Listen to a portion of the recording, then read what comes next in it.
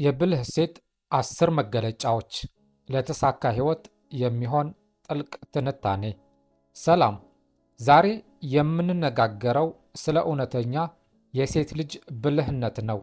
የብልህነትና የጥበብ መገለጫዎች በሰው ልጅ ስብዕና ግንባታ ውስጥ ትልቅ ሚና አላቸው።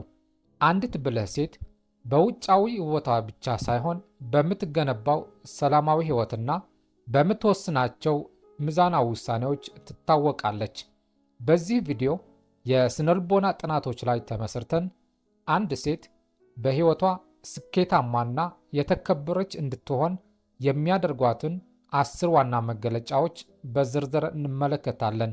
እነዚህ ነጥቦች ማንነትን ለመገንባትና የተረጋጋ ሕይወት ለመምራት እንደ መመሪያ የሚያገለግሉ ናቸው። ውድ የሀበሻ ሳይክ ቤተሰቦች፣ ቪዲዮውን ከመጀመራችሁ በፊት ላይክ እና ሼር ማድረጋችሁን አትርሱ። እንዲሁም ለቻናሉ አዲስ ከሆናችሁ ሳብስክራይብ በማድረግ የደወል ምልክቷን ተጫኑ። አሁን ወደ መጀመሪያ መገለጫዎችን እናልፋለን። አንደኛ፣ አላስፈላጊ ድራማ አትሰራም። ብልህ ሴት ጊዜዋና የአእምሮ ሰላሟ እጅግ ውድ እንደሆኑ በሚገባ ትረዳለች። ስለዚህም በትንሽ በትልቁ ነገር ውስጥ በመግባት ጉልበቷን አታባክንም። ወሬ፣ ንትርክና አላስፈላጊ ግጭቶችን በመሸሽ በግል ሕይወቷ ውስጥ ሰላምን ትመርጣለች። ችግር ቢፈጠር እንኳን በጩኸት ሳይሆን በብስለትና በውይይት በመፍታት ረገድ የተካነች ናት። ይህ ባህሪዋ በራሷ ላይ ብቻ ሳይሆን በዙሪያዋ ባሉት ሰዎች ላይም ሰላምን ያመጣል። ድራማን በመጥላት ትኩረቷን ሙሉ በሙሉ በራሷ እድገት፣ በስራዋና በስኬቷ ላይ ብቻ ታደርጋለች። የማይጠቅሙ ሁኔታዎችን ችላ የማለት ችሎታዋ ከጭንቀት ነፃ የሆነ ሕይወት እንድትመራ ትልቅ አቅም ይሆናታል። ሁለተኛ፣ በዓላማ ጠንካራ ነች። እውነተኛ ብልህ ሴት የሕይወት ግብ አላት። በባዶ ሜዳ ላይ አትሮጥም። የምትፈልገውን ነገር በግልጽ የምታውቅ በመሆኗ ግቧን ለማሳካት የማያወላውል ቁርጠኝነት ታሳያለች። መሰናክሎች ወይም ተስፋ የሚያስቆርጡ ሁኔታዎች ቢገጥሟቱም ከዓላማዋ አትናወጥም። ይልቁንም ፈተናዎች እንደ ትምህርትና እንደ ጥንካሬ ምንጭ ትወስዳቸዋለች። ዓላማዋን ማወቋ ለዕለት ተዕለት እንቅስቃሴዋ ትርጉም ይሰጣታል። ይህ ጠንካራ ስብዕናዋ በሥራ ቦታም ሆነ በቤተሰብ ውስጥ እንደ ተጽዕኖ ፈጣሪ መሪ እንድትታይ ያደርጋታል። ውጤቱ ግን ምን ጊዜም የሚያስከብርና የመንገዷን ትክክለኛነት የሚያረጋግጥ ነው። ሦስተኛ፣ ብልህ ሴት ገመና ሸፋኝ ነች። ጥበበኛ ሴት የሰዎችን ምስጢር የመጠበቅና የራሷን ክብር የመጠበቅ ጥልቅ ችሎታ አላት። የሰዎችን ድክመት ወይም ስህተት ለሌላ ሦስተኛ ወገን በማውራት አታዝናናም። ይልቁንም የሰው ገመናን በመሸፈን እና በግል በመመከር የሰዎችን ሙሉ መተማመን እና ፍቅር ታተርፋለች። ይህ ባህሪዋ በህብረተሰብ ዘንድ እንድትከበርና የሰዎች ታማኝ አማካሪ እንድትሆን ያደርጋታል። ምላስ ከሰይፍ ትበልጣለች የሚለውን መርህ ስለምታውቅ የምታወጣውን ቃል በጥንቃቄ ትመዝናለች። የራሷም ሆነ የቤተሰቧን ገመና ለወረኛ አሳልፋ ባለመስጠት ለቤቷ እንደ ጠንካራ አጥር ትሆናለች። አራተኛ፣ ራሷን የምትገዛ ነች። ስሜትን መቆጣጠር የከፍተኛ ብልህነት ምልክት ነው። ብልህ ሴት በቁጣ ጊዜ አትቸኩልም፣ በደስታ ጊዜም ሚዛኗን አታጣም። ድንገታዊ ስሜቶች ሕይወቷን እንዲመሩት ከመፍቀድ ይልቅ በምክንያትና በብስለት ስሜቷን የመግራት ችሎታ አላት።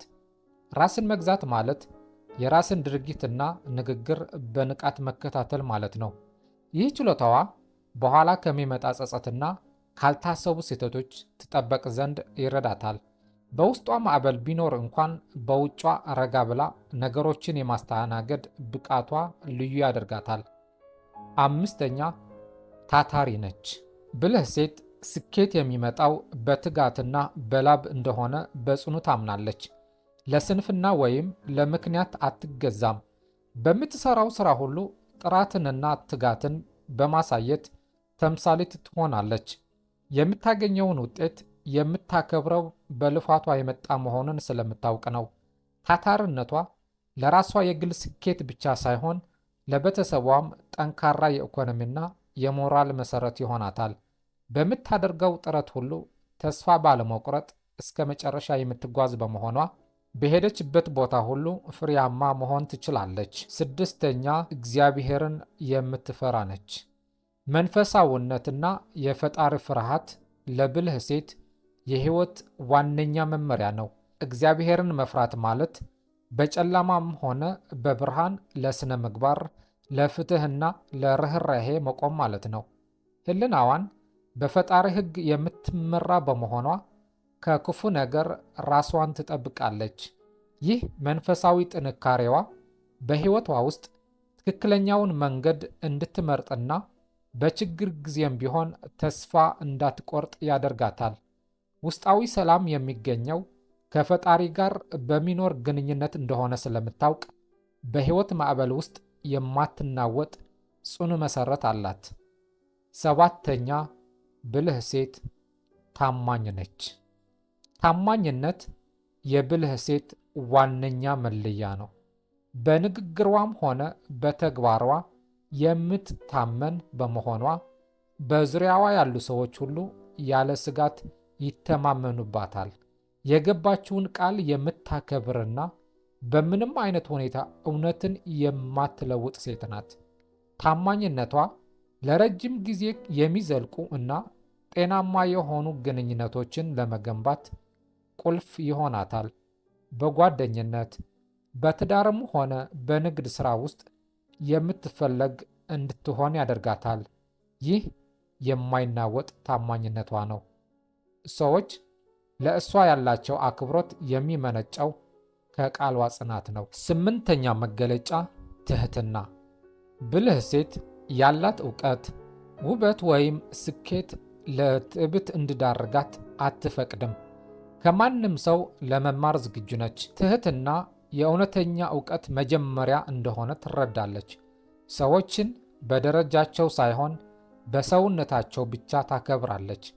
ትህትናዋ የሰዎችን ልብ በቀላሉ እንድትገዛና ካለባት ሁኔታ ጋር ተስማምታ በሰላም እንድትኖር ይረዳታል። በትዕቢት ከመወጠር ይልቅ ዝቅ ብላ በማገልገልና ሰዎችን በማበረታታት የውስጥ እርካታን ታገኛለች። ዘጠነኛ፣ የውሳኔ ሰው ነች። ብልህ ሴት በሐሳብ ሁለት ልብ ሆና አትዋልልም። ማንኛውም ሁኔታ በጥልቀት ካጠናችና ካመዛዘነች በኋላ ትክክለኛውን ውሳኔ በጊዜ መወሰን ትችላለች። በወሰነችው ውሳኔ ላይም ኃላፊነት የመውሰድ ድፍረት አላት። ይህ ውሳኔ ሰጭነቷ በሕይወቷ ውስጥ የሚፈጠሩ ግራ መጋባቶችንና የጊዜ መባከንን እንድትቀንስ ይረዳታል። ሁኔታዎች ሲከብድም እንኳ ቆራጥነቷን በማሳየት ለራሷና ለቤተሰቧ ጠቃሚ የሆነውን መንገድ ትመርጣለች። አስረኛውና የመጨረሻ የብልህ ሴት መገለጫ፣ ብልህ ሴት ልባም ነች። ልባምነት ማለት ነገሮችን በጥልቀት የማየትና የመረዳት ችሎታ ነው። ብልህ ሴት በአይን ከምታየው በላይ ውስጡን የማስተዋል ብቃት አላት። ማንኛውምን እርምጃ ከመውሰዷ በፊት የነገሮችን መጨረሻ አስቀድማ ታስባለች።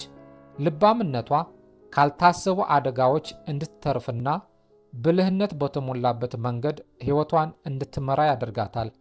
ከመናገርህ በፊት አስብ የሚለውን መርህ በሕይወቷ ስለምትጠቀም በሄደችበት ሁሉ ጥበብን ትዘራለች። ውድ የሀበሻ ሳይክ ቤተሰቦች፣ እነዚህ 10 የብልህ ሴት መገለጫዎች የማንኛውም ሴት ስብዕና ወደ ላቀ ደረጃ ከፍ የሚያደርጉ ናቸው። እነዚህን ባህሪያት በሕይወት ውስጥ ለመለማመድ መሞከር ለስኬታማ፣ ለተከበረና ለተረጋጋ ሕይወት መሠረት ነው። ከእነዚህ 10 ነጥቦች ውስጥ የትኛውን ይበልጥ ይገልጽሻል? ወይም ደግሞ በሕይወትሽ ማዳበር የምትፈልጊው የትኛውን ባህሪ ነው? በኮመንት መስጫው ላይ ሐሳብሽን አጋሪን። ውድ የሀበሻ ሳይክ ቤተሰቦች፣ ቪዲዮውን ከወደዳችሁ ላይክ ማድረጋችሁን አትርሱ። እንዲሁም ሌሎች ሰዎችን እንዲደርስ ሸር ማድረጋችሁን አትዘንጉ። መልካም ጊዜ ተመኘው።